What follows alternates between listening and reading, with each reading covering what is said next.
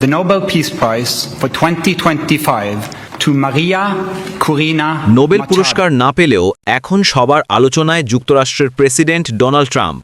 শুক্রবার ওভাল অফিসে সাংবাদিকদের সঙ্গে আলাপকালে ট্রাম্প জানান, শান্তিতে নোবেলজয়ী ভেনেজুয়েলার বিরোধী নেতা মারিয়া করিনা মাচাদো তাকে ফোন করে জানিয়েছেন তিনি এই পুরস্কারটি ট্রাম্পের সম্মানেই গ্রহণ করেছেন। ট্রাম্প বলেন, আজ নোবেলজয়ী একজন অসাধারণ নারী আমাকে ফোন করেছেন। তিনি বলেছেন, আমি এই পুরস্কার আপনার জন্যই গ্রহণ করছি, কারণ আপনি সত্যিই এর যোগ্য। এটি ছিল অত্যন্ত আন্তরিক একটি মুহূর্ত।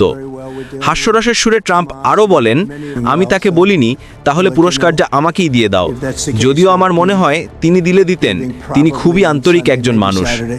এর আগে হোয়াইট হাউস ট্রাম্পকে শান্তিতে নোবেল পুরস্কার না দেওয়ায় নোবেল কমিটির সমালোচনা করেছিল। হোয়াইট হাউসের মুখপাত্র স্টিভেন চিউং এক্সে এক পোস্টে লিখেছেন, নোবেল কমিটি শান্তির বদলে রাজনীতিকে প্রাধান্য দিয়েছে।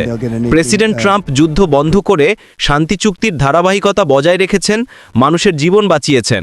তার মানবিক হৃদয় ও দৃঢ় ইচ্ছাশক্তি তাকে অনন্য করে তুলেছে। ট্রাম্পের দাবি, দায়িত্ব নেওয়ার পর থেকে তিনি অন্তত 8টি যুদ্ধের অবসান ঘটিয়েছেন এবং গাজায় যুদ্ধবিরতি ও জিম্মিবন্দি বিনিময় চুক্তি ঘোষণা করেছেন। তার ভাষায়, আমি বিশ্বে শান্তি প্রতিষ্ঠায় কাজ করেছি, তবুও নোবেল পুরস্কারের জন্য আমাকে বিবেচনা করা হয়নি, সম্ভবত 2024 সালের নির্বাচনী সময়ের প্রভাবেই।